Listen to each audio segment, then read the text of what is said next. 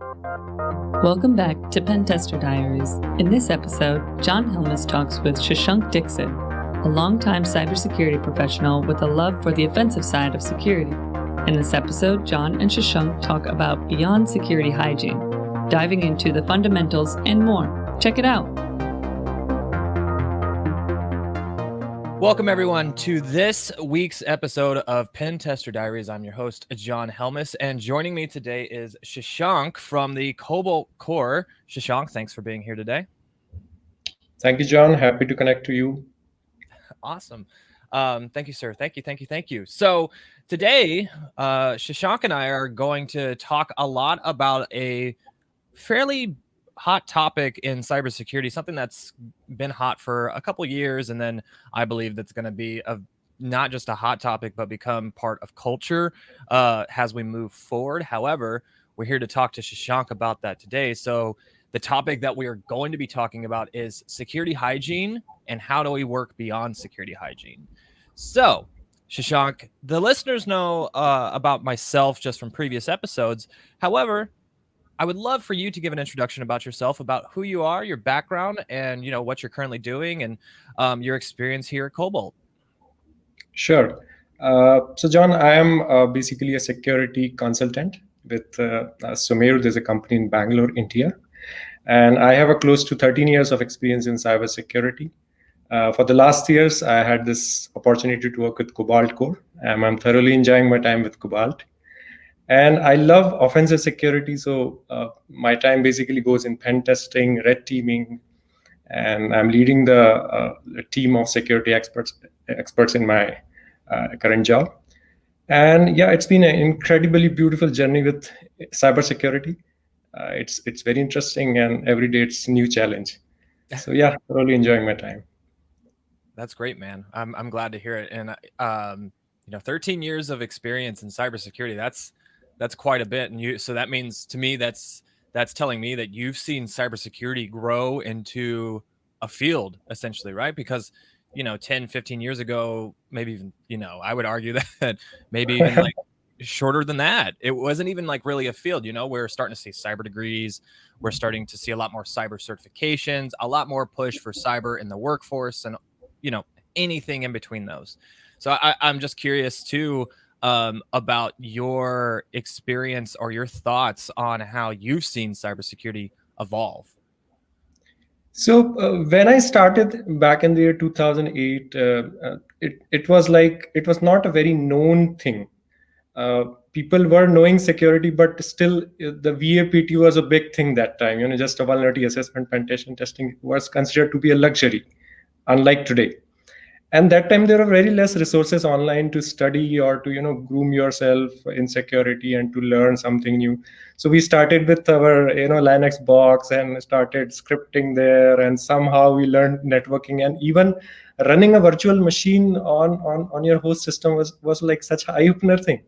And I remember those days, and we had those networking challenges of using a virtual box on a host system, and that was such a tough time.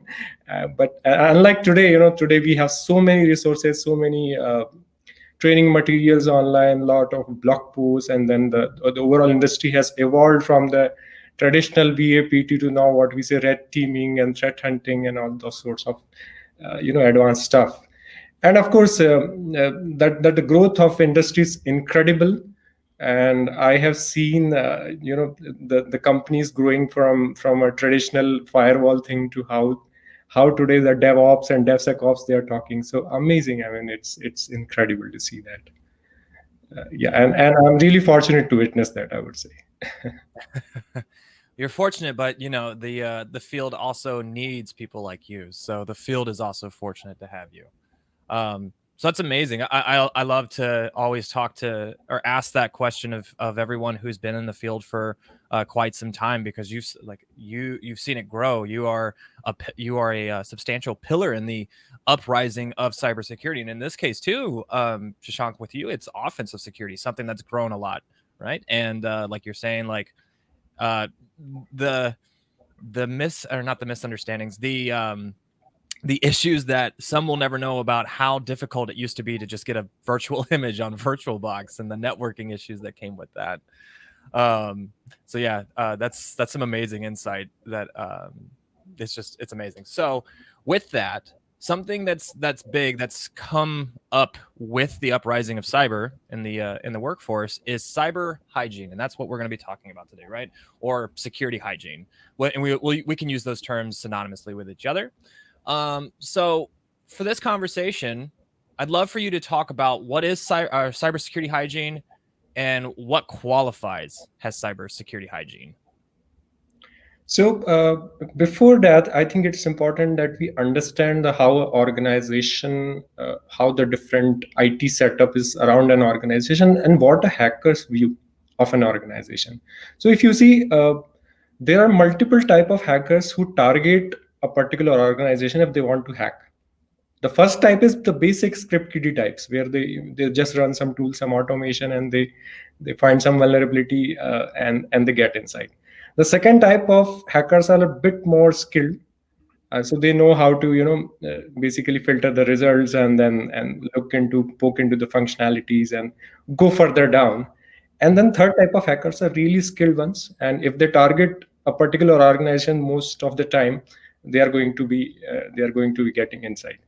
So when we talk about basic security hygiene, then at least what we are trying to do here is to filter out all those script kiddies or the level 1 hackers, and trying to set up a defense which is like capable enough to stop that kind of hacking attempts. So when I say that kind of hacking attempts means you should have at least a basic firewall in place. You should have periodic vulnerability assessment happening in your place. And then for employees, you have some phishing programs going on where you are educating your employees. And at least you have basic log monitoring system, or a bare minimum of antivirus running. Or if you can go for a little bit further and have a compliance like ISO 27001. So that set up your basic security hygiene. And it starts with simple networking segmentation. Yeah. So building on top of your network segmentation, you set up the firewall, you set up an antivirus solution, you set up a proper log monitoring system, and then you have a periodic vulnerability assessment going on, and then you have some sort of security testing happening, at least an automation, or you're running a desk tool at least on your application security. So that at least filter out a lot of those low-hanging fruits or low-hanging vulnerabilities which can be easily targeted by all the script kiddies and So that is your basic security hygiene. And yeah, it is important. It's absolutely important to have basic security hygiene, but it is very, very important to move beyond it. And that's where, so basic securities hygiene sets up a baseline for you, but organization as they mature, it's important that to step beyond it. So that's a lot of interesting points. So really, honestly, Shashank, what I'm really hearing too is like, we need to make sure that we're executing the fundamentals, right? Is that what I'm hearing? Yeah, executing the fundamentals and making sure your basic security checklist is properly followed. Mm-hmm. And even if you're doing that, I think you are doing a good job in security, because I see companies really struggle even to achieve that. So I would say that's a good start. Why do you think they're overlooking the fundamentals? So there are multiple challenges there. The first challenge is the business requirement. That's where the conflict comes, when the company business priorities are different, and then there is a security team who is crying for help.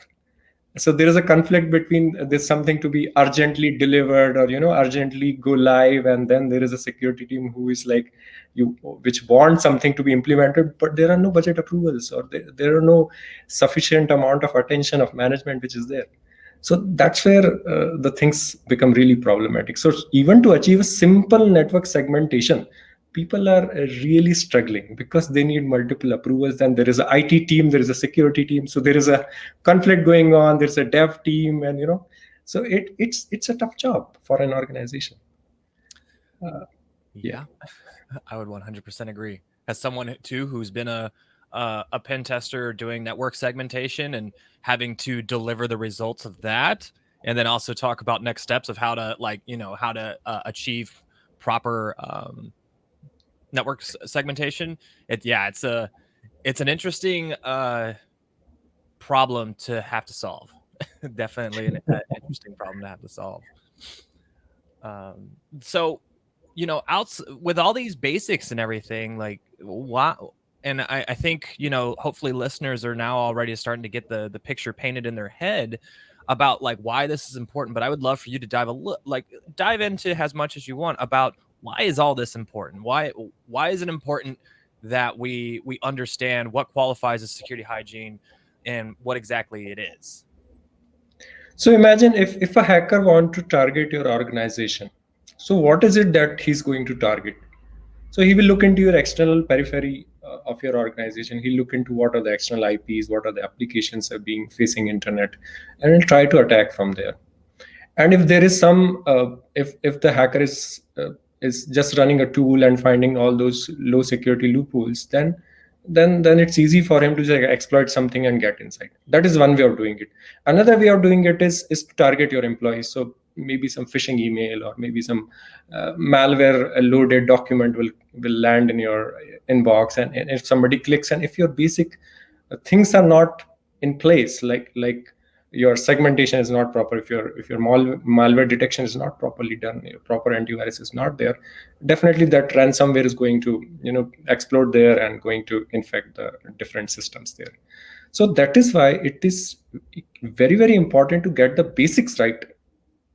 Now what I mean by basics right is make sure you're following right configuration, you are giving at least a minimum privilege to the user, least privilege principle you are following, you are making sure that admin functionality is only limited to certain individuals who actually need it, and you are implementing need to know basis, and if you are implementing a proper due diligence there, then so many things you can avoid.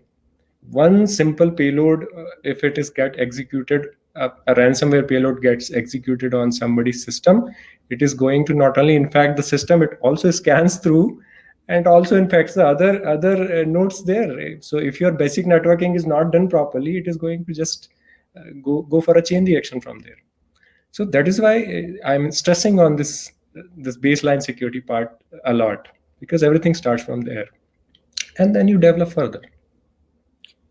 So before we dive a little further into that, I'm just, to highlight the severity of just overlooking the fundamentals, the basics, right? Just these essential controls that we have to put in place to ensure that we prevent some type of severe cyber attack.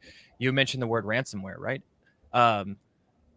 What do you think if you propose that to an organization, saying, "Hey, we need to put these controls in place, otherwise, this is the severity and the impact and of what can happen." And if you have you described ransomware to an organization before, like using that as an example of what could happen? And if you have, just curious of what the takeaway from that was, based on that organization's perception of what the impact of ransomware would have by overlooking fundamentals. Yeah. So in my job, in multiple times I come across these kind of fruitful discussions with multiple CISOs or multiple security teams where I need to put my foot forward and explain them that this is very basic stuff. For example, a simple incident management process. Yeah. Now imagine if an employee gets a suspicious email, then there should be a proper way where he can communicate, where he can actually tell, and then there's at least a simple process set where some steps can be taken. So sometimes I usually explain them, if one laptop gets compromised and it enters in your corporate network or your internal network, then definitely you are giving a very easy access to the attacker sitting outside and controlling that laptop. And then from there, it's very easy to propagate, but you can make it tough by some layers of security there.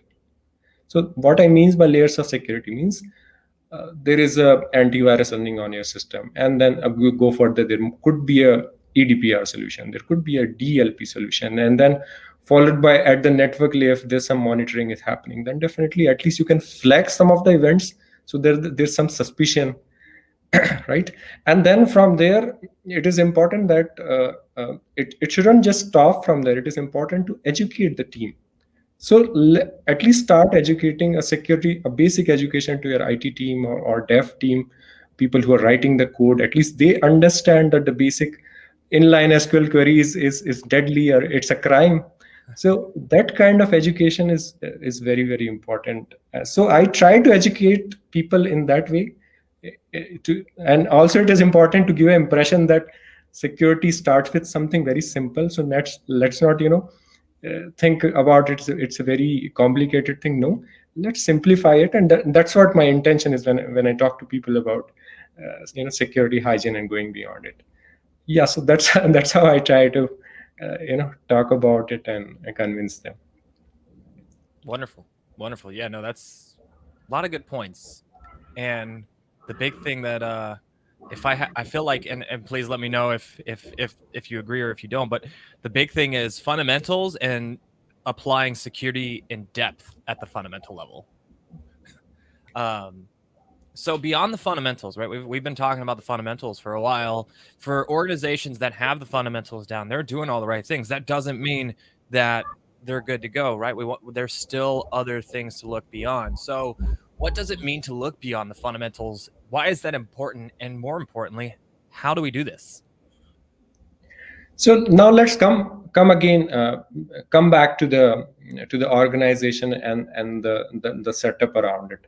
Okay, so now there is an external perimeter, there is an internal network, there are employees, and then there are gateways, and there are firewalls. Now my question is, does your organization IT stop just there? No. Organization IT also includes some of the shadow inventory. What is a shadow inventory? That you don't know something which is part of your network. So now today, if you see, a subdomain takeover is such a big thing today in bug bounties, and so people they start with something and then they forget about it, and that's where all this mistakes happen, where there is some DNS record already existing there, they forgot about the subdomain, and then there is a security guy who is able to find it. So these are small things but has a huge impact. Now what about third parties? What about a third party you are talking to, or third party integrations, or those third party APIs who are the part of your core application? Now if they get hacked, then it is going to impact you, or that could be easy channel for them to just come inside. Or what about the data of your employees which is already leaked over internet and somewhere they're in the darknet, which somebody just can pull those information, use those credentials against your organization, and then it's easy access. Or maybe a developer who has committed a code on GitHub which has all the repo there with all the secrets lying there, and just by mistake or unawareness. So the overall threat modeling, if you do of any organization, it consists of multiple things, not only your IP addresses and applications and employees. It also includes what is there on internet, what is the data which is already outside. So yeah, so when I say go beyond security hygiene, I mean that you have to take care of all this. So you have to make sure that you are very much aware what is it that is already leaked over internet about you. What are those credentials of your employees who are already there, and have they changed their password yet? Yeah. Or is your developer or some third party vendor is leaking something over internet? So all these things together make something beyond security hygiene, and that's where the world is moving today. As we see, there are attacks which are evolving over the time. Few years back nobody was talking about subdomain takeover, but today if you see, it's a major attack vector. So things are evolving, attacks are evolving, and it's high time that security of organizations should also evolve. 100%. As things are evolving in technology, so are the threat vectors, the attack vectors, all that stuff. And a lot of this relates to the growth of pen testing as this has the process that it is, right? It's growing. It's not this hacker-esque kind of thing anymore. It's becoming more and more of a formal process that businesses can execute. And also on the pen testing side, for the pen tester, it's essentially having pen testers having to keep up with all of this new technology, all this new information, and evolve from that. So with that being said, I would love to know your perspective, your input on how does all of this stuff that we just talked about, how does this relate to pen testing and pen testers overall? So pen testing is something I always say is inevitable. Like organizations cannot avoid conducting a pen test for themselves. And from a pen tester's perspective, it is very important that we support and really add value to the organization's security. It shouldn't be an exercise of just doing some scanning and doing some little bit of checks here and there and just presenting a report. It is important that we really add value. When I say really add value, means what? When you connect to the internal team of an organization, when those findings are being taken to the closure, when there are vulnerabilities found, then it is important that pen testers support the internal teams of organizations to basically take it to a closure. That's where the real value happens. That's where the organization really gets something out of it.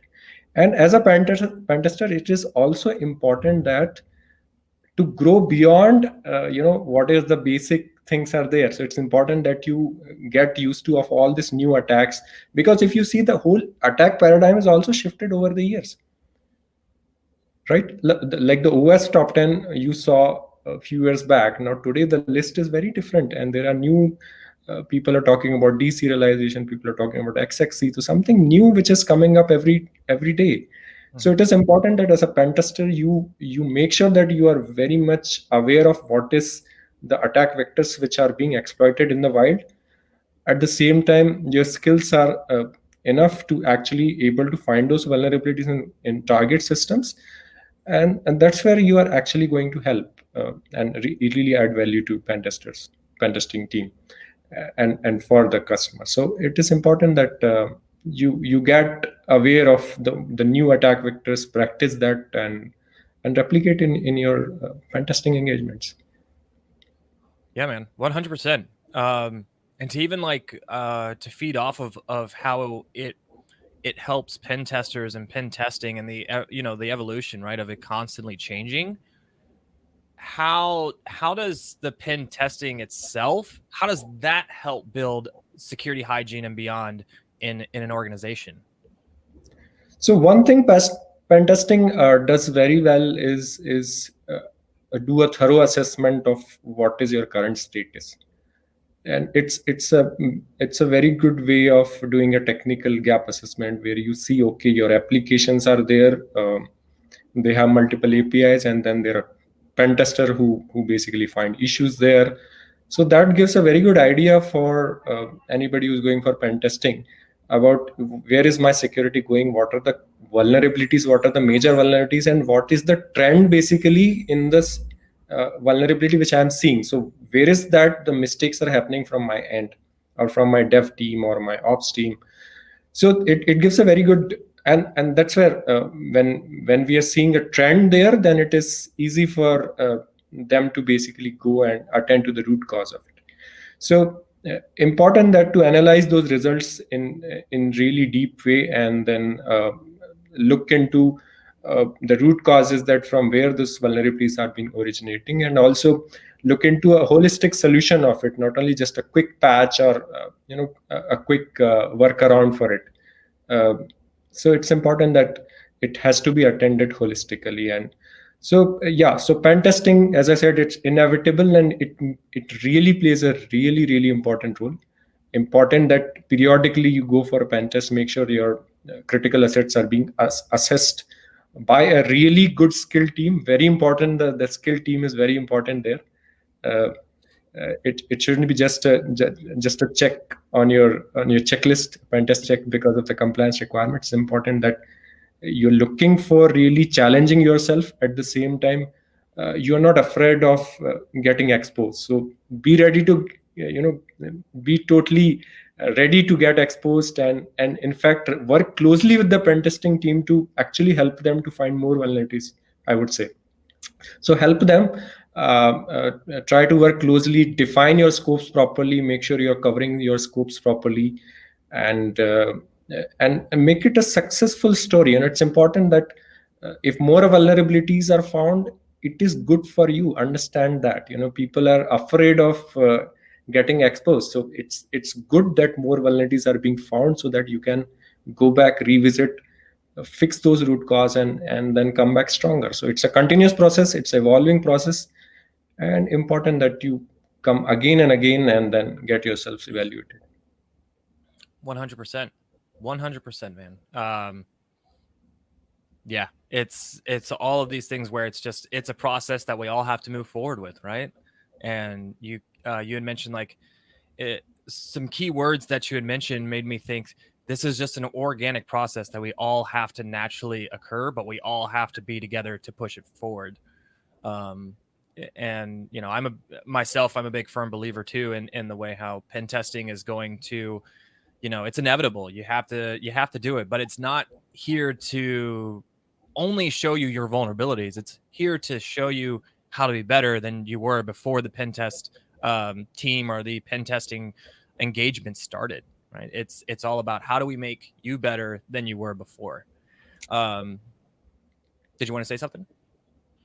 Yeah, definitely. So it's an evolving process. Everybody evolves over the time, and definitely you will see the if you do the process properly, if you actually implement your pen testing program, and then you connect your teams properly and create a good sort of a bond between the pen testers and your teams, then you will see a real value add, because then you can share your scope thoroughly, and then pentester can really go and poke the functionalities properly and find those juicy vulnerabilities, which is anyways going to help you over the time. So yeah, it should be done in a really, really holistic way.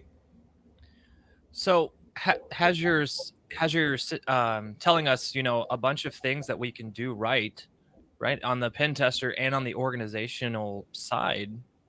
I would love for you to share some more targeted insight to pen testers, and what advice can you give to pen testers about security hygiene as they move forward in their pen testing careers?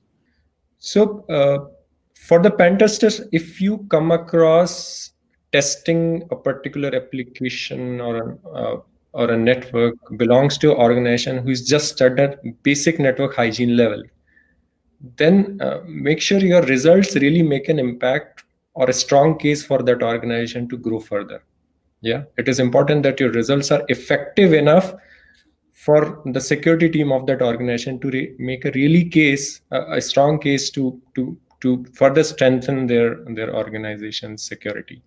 So I think that's a quite high level. To reduce this further to so your security vulnerability should translate to some actionable items for the dev team or the network team, because those security vulnerabilities are something which is like a direct result, where a hacker can actually use them against any organization. So important that your pentest report should talk about the real value add, or something which is actionable, or something which is like initiative where you are attending to the root cause of those vulnerabilities. So that's where you are really adding value.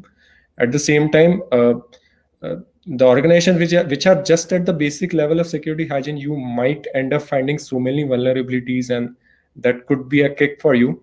But it is just understand that the organization has also been starting with first time for a pen test program or something like that. So it's important to be patient with them. It is important to be supportive in that case, and make sure that your results talk about to take some really good initiatives in that area and strengthen the security. So, we're coming close to time here. So, Shashank, thanks again for taking the time to be here. So moving forward, before we close out, based on all the stuff that we just talked about, what to the listeners, what are 3 key takeaways that you would want to give back to conclude this talk that we had, what are the 3 key takeaways that you would advise the listeners in the audience?